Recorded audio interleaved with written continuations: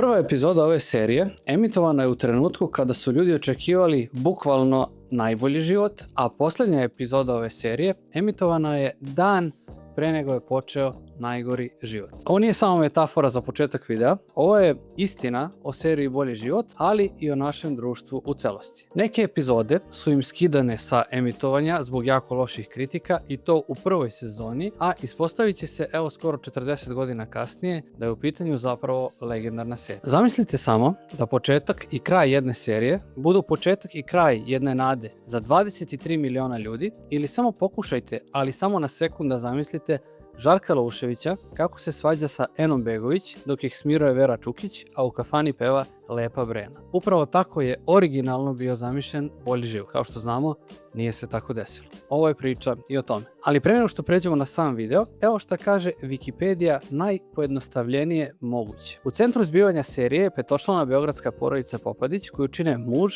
žena, 2 sina i ćerka. Oni se sukobljavaju sa svakodnevnim problemima u društvu. Ovo je jedan, kao što rekoh, veoma jednostavan opis jedne zapravo odlične serije, jer Bolji život je sve, samo nije obična serija. Pre nego što pređemo na glavni deo videa, na misterije, na neke istine i neke malo tužne stvari koje su pratile celu seriju, bacite sub, samo polovina vas koja gleda moje videe je subscribe-ovana, da dođemo i do tih, 200.000 subscribe. Klikni, zaprati me i idemo na video. Serija je tokom emitovanja imala više reditelja, a jedan od reditelja, Mihailo Vukobratović, izjavio je da je u početku serija skidana sa rasporeda, da su čitave epizode skidane zbog ekstremno loših kritika koje sam pomenuo, zbog toga što se smatralo da su likovi plitki, da je radnja površna i da su likovi zapravo više karikature nego likovi koji odgovaraju TV drami kako je Bolji život inicijalno i zamišljen. Ali hajde da se vratimo na početak. Serija Bolji život imala je ukupno 90 epizoda, mada ćete danas na velikom broju izvora naći i brojku od 82 epizode. Serija je zaista imala 90 epizoda, prvi ciklus imao 26 epizoda, drugi 29 i treći 35 epizoda. A treća sezona je zapravo najavljena novogodišnjim specijalom koji je zapravo film koji dan danas mnogi zovu filmom Bolji život i siguran sam da znate na koji film tačno mislim i koja epizoda je u pitanju. Ako gledate na srpskoj Wikipediji, serija ima 90 epizoda, ako gledate na srpsko-hrvatskoj, serija ima 82 epizode. I ovo je prvi trenutak u istoriji čovečanstva kada su i Srbi i Hrvati u pravu. A o čemu se zapravo radi?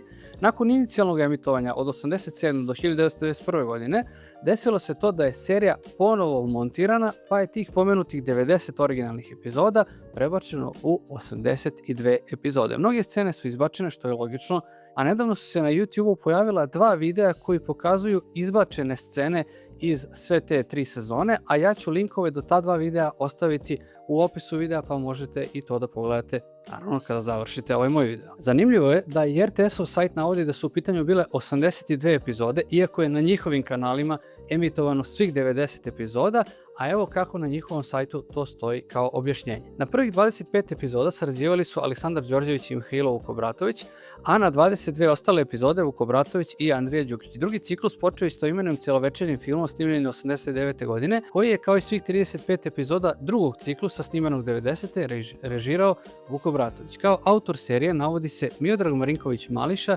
tadašnji urednik programa na RTS-u, kojem je ovo također bilo njegovo kapitalno delo kao urednik. Seriju su kao scenaristi napisali naši najpopularniji scenaristi u paru, da tako kažem, Siniša i Ljiljana Pavić, koji su tokom čitave karijere bili jako plodonosni i doneli nam neke legendarne serije, ali čini mi se da će Bolji život zauvek ostati njihovo kapitalno delo. Također ono što hoću da najavim je da ću slične videe uraditi i za serije Srećni ljudi i za seriju Porodično blago, a ako vas zanima kako se rangirao skoro sve RTS-ove serije ikada, ostavit ću i taj video u opisu, tu sam vas namerno malo iznervirao, ali i to kada završimo ovaj video. Evo da vam spojlujem, naravno Bolji život je otišao u GOAT kategoriju. Što se tiče snimanja serije, moram jednu samo još zanimljivost da kažem pre nego što pređemo na sljedeći segment, a to je da je ona čuvena zgrada koja se stalno prikazuje u seriji, nalazi se u ulici Kopitareva Gradina u Beogradu, ali serija zapravo nije tu snimana, stan Popadića nije tu, već je naravno u studiju jer je tamo bilo mnogo pogodnije za snimanje. Mada su u toj ulici snimljene mnoge legendarne scene koje se dešavaju ispred njihove zgrade. Autor serije Siniša Pavić u više navrata je pričao o tome kako je uopšte došlo do serije, a ovo je, da kažemo,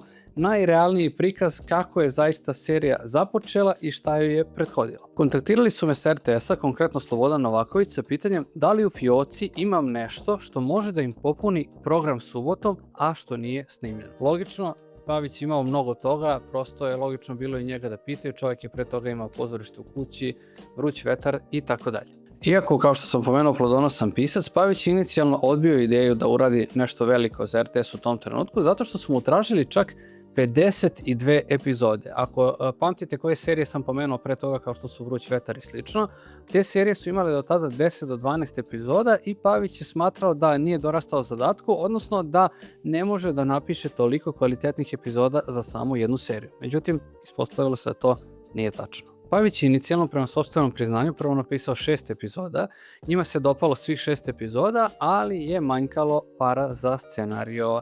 Nakon emitovanja prvih 6 epizoda, one su sjajno prihvaćene i od publike i od kritike, ali nakon toga krenulo je sve nizbrdo. Jedan tekst je promenio sve. A zašto? Zato što je to bio projekat Vojkana Milenkovića, kog sam ranije pomenuo, a koji je pretendovao na mesto direktora cijelog RTS-a. Šta se potom desilo? Ispostavilo se da je suprotna struja koja nije podržavala njegovu kandidaturu za direktora RTS-a platila i uticala da se u novinama pojave određeni članci koji će, da tako kažem, kritički nastrojeni biti i suviše prema boljem životu i onda je došlo do pomenutih skidanja sa programa koje sam pomenuo ranije u ovom videu. Došlo se do toliko zaoštrene situacije da je malo falilo da se ceo projekat otkaže, iako je snimljena cijela prva sezona. Pavić je također podelio anegdotu zašto se Bolji život, da kažem, emitovao i snimio do kraja. Jedan od urednika televizije, Nenad Ristić, bio je u mestu koje se zove Veliko Laole, sad će neko da napiše Veliko Laole mention u komentarima, i navodno je bio na nekom poslovnom putu, svratio do nekog hotela, hteo je da večera i nikog od osoblja nije mogao da pronađe u hotelu. Onda je malo počeo da luta po hotelu da bi pronašao bar nekoga ko bi mu poslužio hranu. Ispostavilo se da svi zaposleni u tom trenutku gledaju Bolji život na televiziji. I njemu je to bio, da tako kažem, nepogrešiv signal da je ta serija prihvaćena među narodom, bez obzira na te kritike u novinama, i da sa emitovanjem mora da se nastavi. Ispostavilo se da je ta anegdota zapravo nama donela bolji život. U intervjuu koji je dala za Velike priče, jedna od glavnih glumica u toj seriji, Svetlana Bojković, pomenula je da je već krajem snimanja bila jako čudna atmosfera, a pomenuo sam već u uvodu da je snimanje, odnosno emitovanje serije završeno tik pred rat u bivšoj Jugoslaviji. Svetlana Bojković u tom intervjuu pomenula da su posljednjih dana snimanja imali veliko okupljanje, ali da Boris Dvornik, koji je glumio u seriji, nije došao iz Hrvatske na to okupljanje i rekavši da u tom trenutku mora na neku turneju, a ona je prema sopstvenim rečima rekla: aha, to se sada zove turneja. Ispostavilo se da je taj loš osjećaj postao i zaista i katastrofična realnost za sve nas. Ono što je također interesantno za samu seriju, ne toliko za radnju, ali više za likove, jeste da je sociolog Dalibor Petrović u jednoj emisiji posvećenoj, čini mi se, 35-godišnjici emitovanja Boljeg života, rekao da je Pavić zajedno sa suprugom dosta radio na emancipaciji žena kroz svoje likove, jer su njegove žene u velikoj meri bile zaposlene, samostalne, jake i tako dalje, što i nije bilo toliko svojstveno za tadašnju televiziju. TV kritičarka Branislava Đunov istakla je sličnu stvar i također dodala da ono što je interesantno kod Pavića jeste da u njegovim delima nema lascivnosti, nema vulgarnosti, iako povremeno ima psovki. Žene nikada nisu predstavljene i objektivizirane kako to često biva na televiziji, filmu, u serijama i tako dalje. A ono što je interesantno jeste da i sam Pavić je rekao da, s obzirom da je čitav život proveo sa jednom ženom, Strahinja mentioned, da mu je njegova supruga Ljiljana dosta pomogla u karakterizaciji ženskih likova, jer kako on sam kaže, nije ih dovoljno upoznao i sam. U jednom od intervjua na koje sam također naleteo, Dragan Bjelogrlić je izjavio da ga je baš nerviralo da izgovara onu rečenicu šab me gabri koju mu je Pavić napisao, ali ona je vremenom bila toliko popularna i njegov lik je toliko bio popularan da je postala deo slenga 90. godina kod nas. Da bismo još bolje razumeli situaciju tokom i nakon snimanja serije, hteo bih da istaknem jedan tekst koji je sam Pavić istakao, koji je napisao novinar Boris Postnikov, a koji u svom uvodu odlično opisuje tadašnju situaciju u ex-Jugoslaviji, a također ću vam i u opisu ostaviti i cijel tekst ako želite da ga pročitate. Tekst počinje ovako. Možda je baš ta 87. godina bila presudna. S jedne strane, budućnost se široko otvarala. Zagreb je pod logom Univerzijade ubrzano rastao, Beograd započinjao pripreme za samit nesvrstanih, nogometna reprezentacija predvođena Prosinečkim, Mijatovićem, Šukerom i Bobanom postala je omladinski prvak svijeta u Čileu, najavivši nikad dočekanu eru dominacije jugoslovenskog fudbala. Kukoč, Divac, Rađa i ostali su istu tu juniorsku titulu svetskog prvaka uzeli u košarci, a kulturna proizvodnja istodobno rušila rekorde, pa će, primjerice, knjižna industrija izbaciti više od 10.000 novih naslova tiskanih u neverovatnih 68 miliona primjeraka. S druge strane, naravno, kriza se zaoštravala. Sad, šta ako je cijela radnja serije bila greška? Pre par godina na Facebook stranici Dnevna doza advokata pojavio se jedan zanimljiv take, što bi mladi rekli, a to je da zapravo cijel zaplet nema nikakvog smisla. Evo zašto. Gigina sestra je svoju zaostavštinu ostavila Giginoj deci, ali uz teške uslove koji su morali da ispune kako bi dobili novac. Violeta je morala da se uda, Guza da pronađe posao, a Slobodan da završi razred sa vrlo dobrim uspehom. Pokušaj da se ovi uslovi ostvare zapravo čine suštinski zaplet čitave serije. Greška leži u pravnoj činjenici da testamentalni nasljednici nisu morali da ispunjavaju ove uslove, već su mogli jednostavno da odbiju nasljedstvo. Da su to učinili, celokupnu zaostavštinu bi automatski i bez odlaganja nasledio Giga, jer je on bio jedini zakonski nasljednik svoje sestre. Srećom, Pavić to nije znao, pa smo dobili Bolji život. Dosta se, posebno u posljednjih 10 godina, pričalo o tome zašto Bolji život nije dobio nastavak. Znamo da sve što je popularno dobije nastavak, pre svega iz komercijalnih razloga. Kada je svojevremeno početkom ovog veka Aleksandar Tijanić došao na čelo RTS-a, on je zahtevao od Pavića da dopiše, raspiše i obnovi Bolji život. Podloga je bila izvanredna, jednostavno bi se pričalo o tome šta ti likovi rade 15 ili 20 godina kasnije. Većina glumaca i dalje bila zdrava i dalje su radili, snimali i tako dalje, ali je Pavić to decidno odbio i naišao sam na par mjesta da su se glumci bunili, pre svih recimo Lidija Vukićević koja je svoju slavu stekla upravo u toj seriji. Zašto je Pavić to odbio? Uz reči samo on to zna zašto je to odbio. Ja želim da se zahvalim Paviću što je to uradio, jer kao što znamo u popularnoj kulturi to se jako retko dešava. Ako vam nije jasno na šta mislim, pogledajte Munje 2, Kengur 2, Žikinja dinastija 24 i tako dalje. Sad, neobična situacija vezana je i za samu legendarnu pesmu opevanu u Boljem životu, odnosno za onu uvodnu špicu koju peva, dobro, to sad već i vrapci na grani znaju, peva je Dado Topić, ali kako je došlo do toga da on peva tu pesmu je jako interesantna priča. Evo njegovih reči. Sasvim slučajno sam u to uletelo, meni je bilo rečeno da treba da snimim špicu za neku radio emisiju. Pozvao me je klinac iz Korne grupe i ja sam to snimio. Tek posle sam shvatio da sam ni kriv ni dužan, kao stranac uleteo pesmom u seriju koja će doživjeti takvu popularnost. Interesantno je da kako god daje i dalje ima neku svoju težinu i poruku i ljudi je vole. Zvuči neverovatno, ali nikada nisam dobio ni dinar kao interpretator te kompozicije, niko da se seti da me pozove i da mi kaže kakvu korist imam ja od toga. Što se tiče same muziku je radio također legendarni Voki Kostić, tekst je potpisao Ljubiša Bačić, a pesma Ja hoću život je izašla na cijelom albumu sa 12 pesama iz te serije. Zanimljivo je da pomenuti Bačić, koji je i tekstopisac pesme, se pojavljuje u seriji i to kao štimer klavira. Sada, što se uloga tiče, sve je moglo da bude potpuno drugačije, to sam malo nagovestio i u uvodu ovog videa, pa ću to i da ponovim. Pokušajte na sekund da zamislite Žarka Louševića kako se svađa sa sestrom Enom Begović, dok ih smiruje njihova majka Vera Čukić, a u kafani u nekim scenama peva Lepa Brena. Tako je trebalo da izgleda Bolji život inicijalno.